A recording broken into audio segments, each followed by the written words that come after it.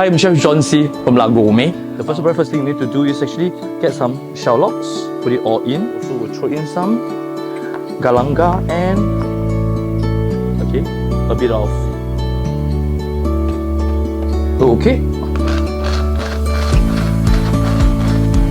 The first batch what we do is a slightly handful of dried chili.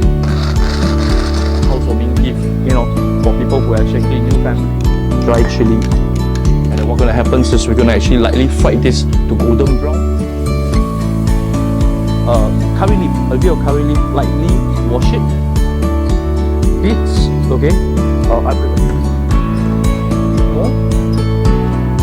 The chicken paste that in here. Okay. Press and release. You'll see smoke coming out. A little colour. Okay. So to me, it's like this is something that all our family members enjoy it. Okay. And this is very simple and easy. Chinese style chicken potato curry.